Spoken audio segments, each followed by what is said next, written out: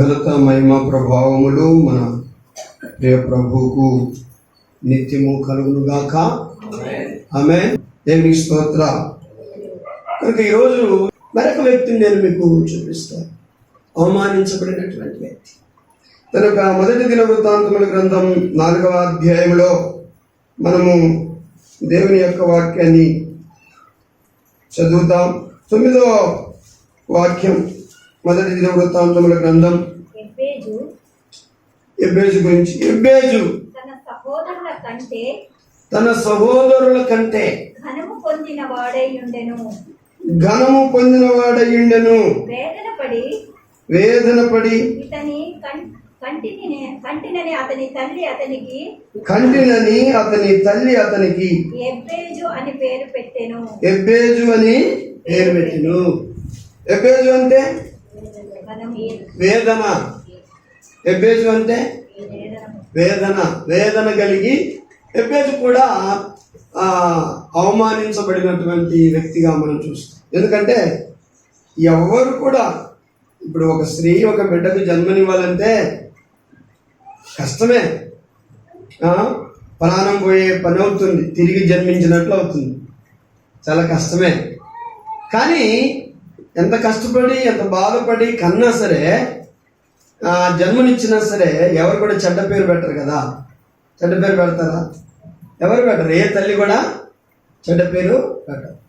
కనుక వాడిని చూసి అంత కష్టపడ్డా, అంత బాధపడ్డా, అంత శ్రమపడ్డా, అయ్యా నీవు నా కుమారుడు అని అతను చూసి తన కష్టాన్ని, తన వేదనను అంతా కూడా ఆమె ఏం చేస్తారు, మర్చిపోయి ఆ బిడ్డను కౌగుట్లకు తీసుకొని ముద్దాడుతుంది. అదే ప్రేమ. కానీ ఎబ్బేజు తల్లి ఒక విచిత్రంగా ఉన్నది. కనుక ఈమెం చేసిందంట, నిన్ను నేను ఎలా కన్నాను, వేదన పడి కన్నాను, చాలా కష్టపెట్టాను, చాలా ఇబ్బంది కలిగింది నీకు నేను జన్మనిచ్చేటప్పుడు, కాబట్టి నా ప్రాణమే పోతుంది అనుకున్నాను. కనుక అందుకని నీకు వేదన అని పేరు పెడతాను. ఎవరు పెట్టుకుంటారండి అలా పేరు? వేదన, రోదన, బాధ అని పెట్టుకుంటారా పేరు? ఎవరన్నా పెట్టుకోరు, మంచి పేరే పెడతా. కనుక ఎబ్బేజుకు తన తల్లి వేదన అని పేరు పెట్టి. ఎబ్బేజు అంటే అర్థం ఏంటి? వేదన. కాబట్టి వేదన అంటే ఆ బాధ కలిగించిన వాడు, ఇబ్బంది పెట్టినవాడు, నా కష్టాన్ని కలిగించిన వాడు.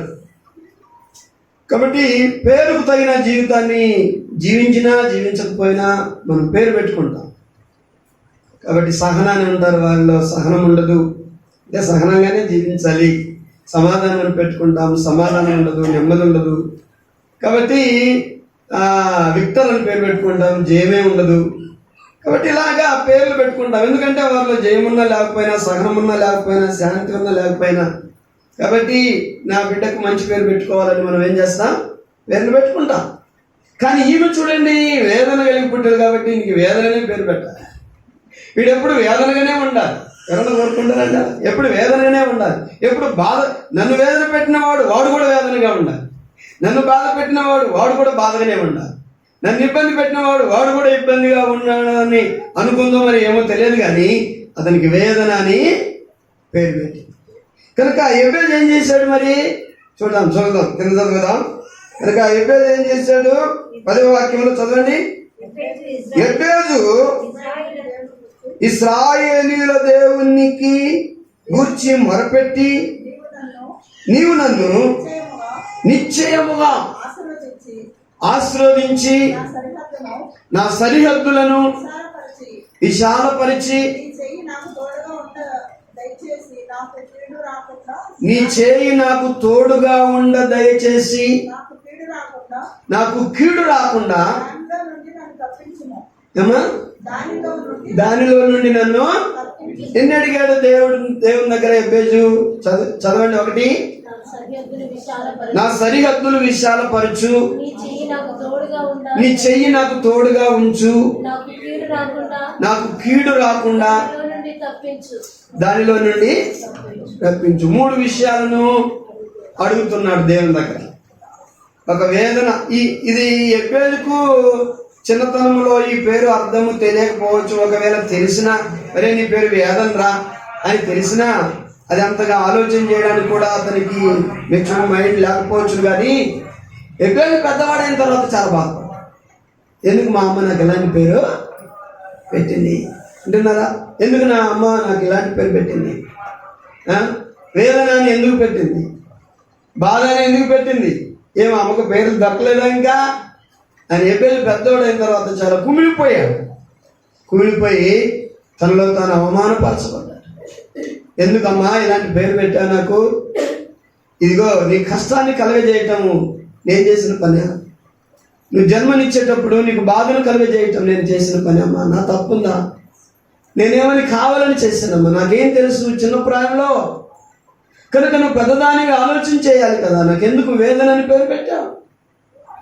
నా పేరును తలిచుకున్న వాళ్ళందరూ కూడా నన్ను అవమానకరంగా పిలుస్తున్నారు, నన్ను ఏలనగా పిలుస్తున్నారు. కనుక నేను వేదన కలిగి నన్ను కన్నావే, అయినప్పటికీ వేదన అని పేరు పెడతావా అని నలుగురిలో నేను నా పేరు చెప్పుకోలేకపోతున్నాను.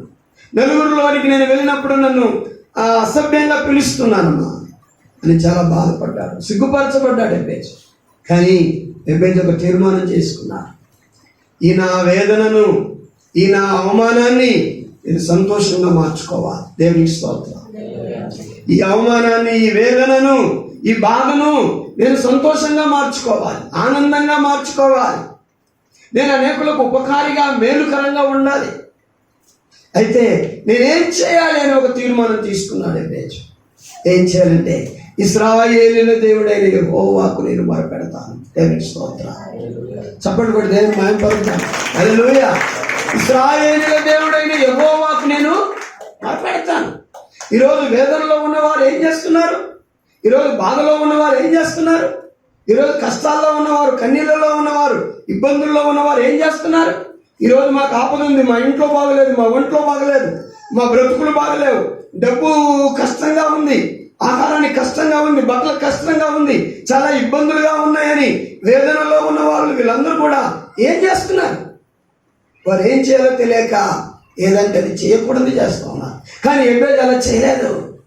నేను వేదన కలగజేశానట, నేను అందరికి వేదనగా ఉన్నానంట, అందరికీ ఇబ్బందిగా నేను మారానట. కానీ ఈ వేదనను నేను సంతోషంగా మార్చుకునేది ఎవరు మార్చగలరు? మన వేదనను ఎవరు తీసివేయగలరు?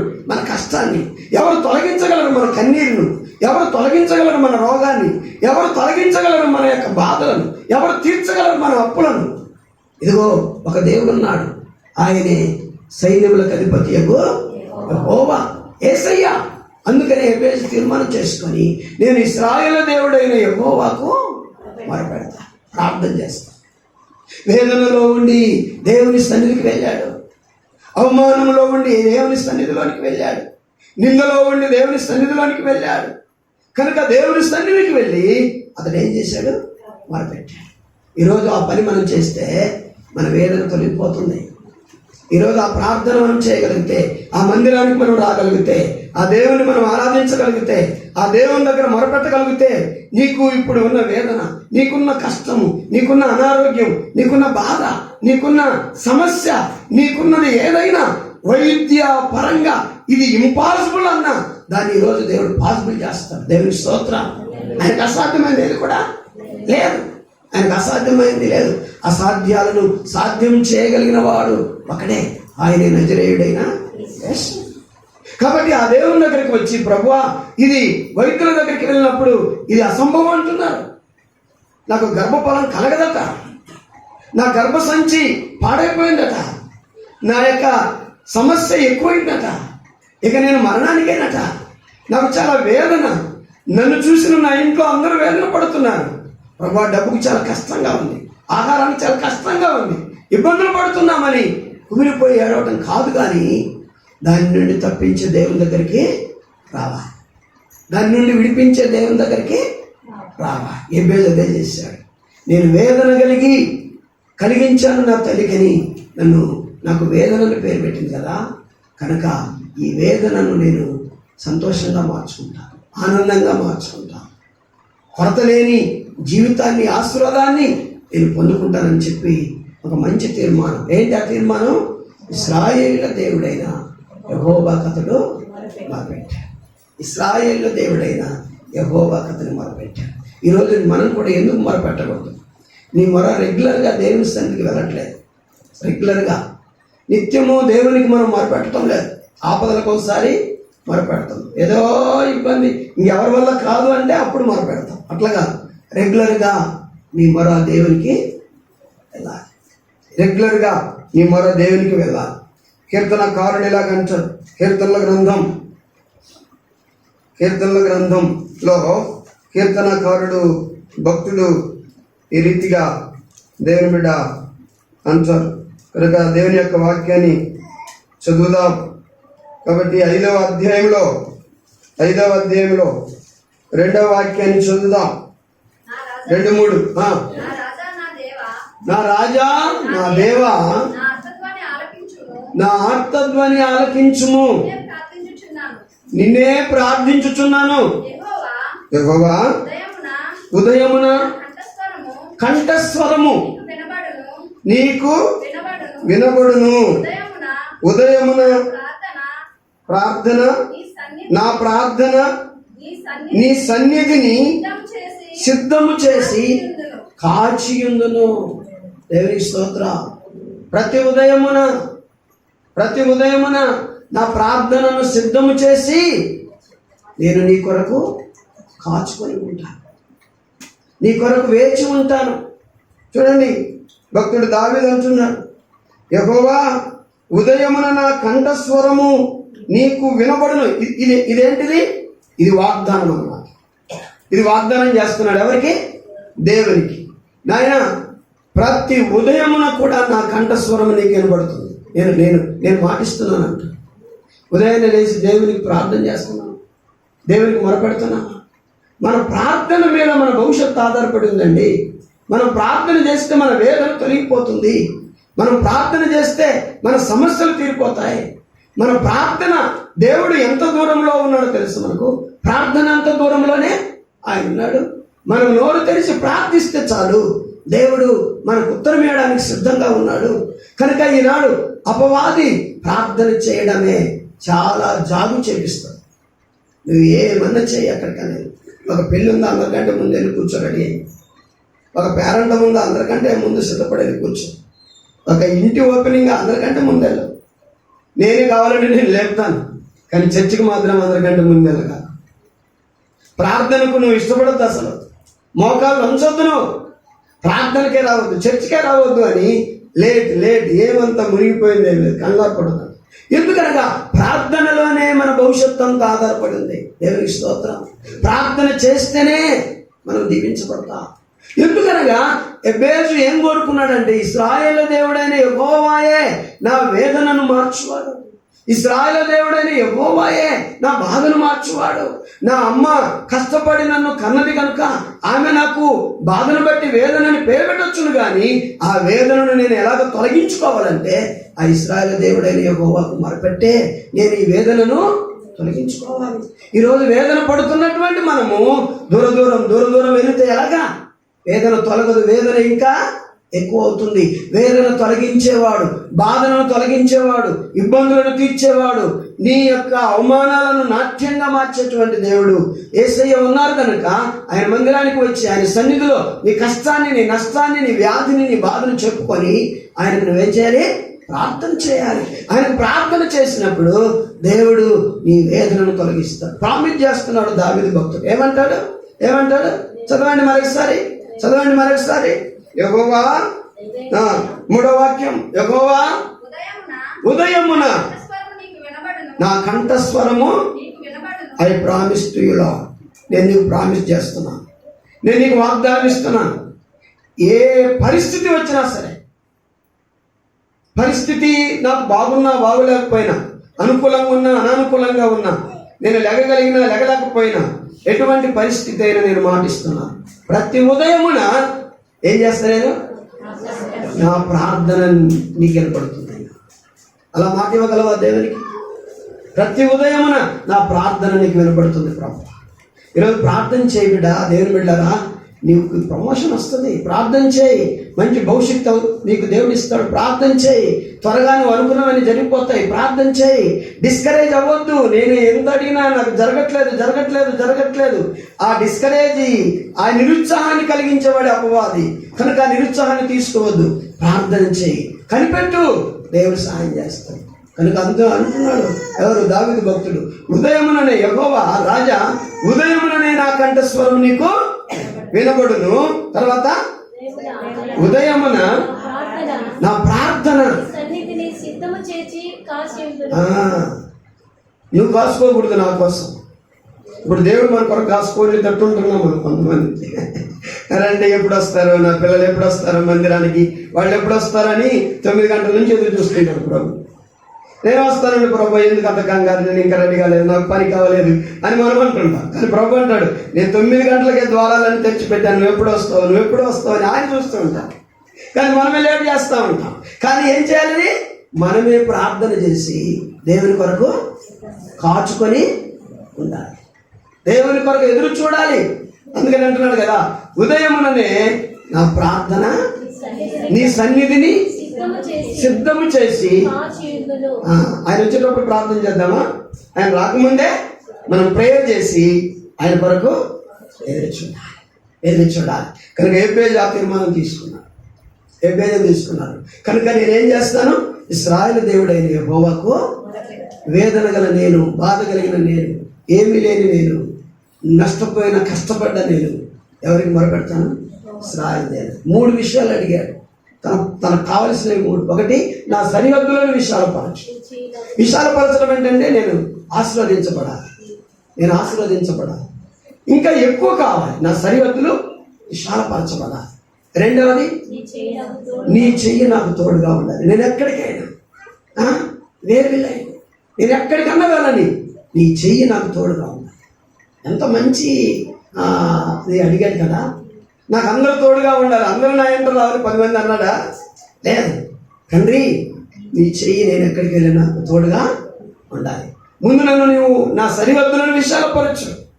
నేను ఇప్పుడు చాలా ఇరుకులో ఉన్నాను ప్రభువా, నన్ను విశాలంగా ఆశీర్వదించు. రెండవది, నీ చెయ్యి నాకు తోడుగా ఉంచు. నేను ఎక్కడికి వెళ్ళినా సరే నీ చెయ్యి నాకు తోడుగా ఉంచు. మూడవది, ఏ కీడు నాకు రాకుండా దాంట్లో నుండి నాకు తప్పించు. ఎందుకంటే మా అమ్మ వీడు కీడుతో పుట్టినోడు అనుకుంటా. ఈరోజు కొంతమంది శాస్త్రాలు చూసి, జాతకాలు చూసి, వీధులు అది ఇది చూసి, నువ్వు ఏ నక్షత్రమే లేదు, ఈ నక్షత్రాన్ని పెట్టావు. చాలా మంది అంటుంటారు, నువ్వు ఎప్పుడైతే మా గుమ్మంలో కాలు పెట్టావు దరిద్రం చుట్టుకుంది. దరిద్రం ఆడుకోలేదు, మనతో ఇంట్లో సరే లేదు, వాడుతూ ఉంది. ఒక కోడలు వచ్చినంత మాత్రాన, ఒక కూతురు పుట్టినంత మాత్రాన, ఇదిగో అమ్మాయి పుట్టింది మాకు స్టార్ తిరగదు. స్టార్ అమ్మాయితో స్టార్ తిరిగితే దేవుడెందుకు? కనుక అబ్బాయితో స్టార్ తిరిగితే దేవుడెందుకు? ఈ స్టార్ లీగలు దేవుని ముందు, ఆ స్టార్ ముందు నడవు, ఆ ప్రభు ముందు నడవు. ప్రభు ఆశీర్వదిస్తేనే మనం ఆశీర్వదించబడతాం, ప్రభు దీవిస్తేనే మనం దీవించబడతాం. ఒక అమ్మాయి ద్వారా, ఒక అబ్బాయి ద్వారా, ఒక కోడల ద్వారా వాళ్ళు వస్తే నష్టము, వాళ్ళు వస్తే లాభం అనేది లేదు. అప్పుడు యేసయ్యను తక్కువ చేసి మాట్లాడుతున్నావు. కనుక పిల్లల్ని ఏమి హెచ్చిస్తున్నావు, యేసయ్యను తక్కువ. చాలా మంది అంటారు, ఈ గేదె వచ్చింది మా యొక్క దొడ్లోకి, అప్పటి నుంచి మేము ఆశీర్వదించబడ్డాం, ఈ పొలం కొన్నా మేము దీవించబడ్డాను. అది కానే కాదు, యేసయ్య ద్వారానే మేము దీవించబడ్డాం. కనుక ఒకవేళ అలాగుంటే ఎందుకు అడుగుతాడు? ప్రభువా, నా యొక్క సరిహద్దులను విశాలపరిచేవాడు ఎవరు? ఆశీర్వదించేవారు ఎవరు? దేవుడే. కనుక నా సరిహద్దులను విశాలపరచు, నీ చెయ్యి నాకు తోడుగా ఉంచు, ఉండదయచేయి. మూడవది, ఏ కీడు రాకుండా నన్ను తప్పించు. ఏ అపాయం రాకుండా. నాకు కీడు అని పెట్టారు, నాకు హాని వేదనని పెట్టారు, ఆ కీడేమి లేకుండా తీసేయి. దేవుడు ఏం చేశాడు ఆ ప్రార్థనకు? చదవండి, దేవుడు ఏం చేశాడు? దేవుడు అతడు చేసిన ప్రార్థనను అతనికి దయచేసాను. చప్పట్లు కట్టండి. దేవునికి స్తోత్రం, హల్లెలూయా, దేవునికి స్తోత్రం. కాబట్టి దేవునికి అతడు ఏమైతే అడిగాడో దాన్ని దేవుడు ఏం చేశాడంటే అతనికి. ఈరోజు ఎటువంటి వేదనలో ఉన్నా, ఎటువంటి బాధలో ఉన్నా, ఎటువంటి కష్టంలో ఉన్నా, ఎటువంటి కన్నీటిలో ఉన్నా మనము ఆ ఇశ్రాయేలు దేవుడైన యెహోవాకు మొరపెట్టినప్పుడు ఆయన మనం అడిగిన వాటిని మనకిచ్చి వేదనను, బాధను అది ఏం చేసేవాడు? తొలగించి. వీళ్ళిద్దరు కూడా అవమానించబడిన వాళ్ళే. తల్లి అవమానించి పేరు పెట్టింది, పెద్ద అయిన తర్వాత అందరూ అవమానిస్తున్నారు. వరి వేదన, వరి వేదన, వరి వేదన అని పిలుస్తున్నారు అందరూ. కాబట్టి అతడు తన వేదనను ఏం చేశాడు? మరి ప్రార్థన చేసినప్పుడు ఆశీర్వాదంగా, దీవెనకరంగా మార్చుకున్నాడు. దేవునికి స్తోత్రం. అలాగే యెఫ్తా కూడా అవమానించబడినటువంటి వాడు, నెట్టివేయబడిన వాడు, కనుక ఎన్నిక చేయబడని వాడు. అలాంటి వారికి నీవే కావాలని వాళ్ళు వచ్చారు, నీవే మాకు పెద్దగా ఉండమని వాళ్ళు వచ్చారు. అతని ద్వారానే దేవుడు వాళ్ళకు చేయవచ్చారు. అంత గొప్ప విషయం. కాబట్టి ఎవరిని మనం తూలనాడామో, ఎవరిని మనం అవమానించామో వారినే దేవుడు ఏం చేశాడు? ఆశ్రయించాడు. వారు ఆయనను ఆశ్రయించగా ఆ అవమానంలో, ఆ నిరాశలో, ఆ బాధలో, ఆ కన్నీటిలో వారు ఆయన్ను ఆశ్రయించగా ఆ దేవుడు వారిని ఆశ్రయించాడు. ఈరోజు కూడా నేను ముగిస్తున్నాను ఈ మాట. దేవుని బిడ్డ, నీ ఏ వేదనతో ఉన్నావు? ఎవరు నిన్ను అవమానిస్తున్నారు? ఎవరు నిన్ను హేళన చేస్తున్నారు? ఎవరు నిన్ను తక్కువ చేసి మాట్లాడుతున్నారు? నిన్ను ప్రేమించే విషయంలో, నీతో మాట్లాడే విషయంలో, నిన్ను అలాగా ఇలాగా మరి చూసే విషయంలో ఎవరు నీకు కొద్దిగా కీడుగా ప్రవర్తిస్తున్నారు? భయపడద్దు. నీ యేసయ్యను ఆశ్రయించు. వారి కన్నుల ఎదుటనే దేవుడు నిన్నేం చేస్తాడు? హెచ్చిస్తాడు, దీవిస్తాడు. అలాంటి కృప దేవుడు మనందరికీ అనుగ్రహించును గాక. ఆమేన్.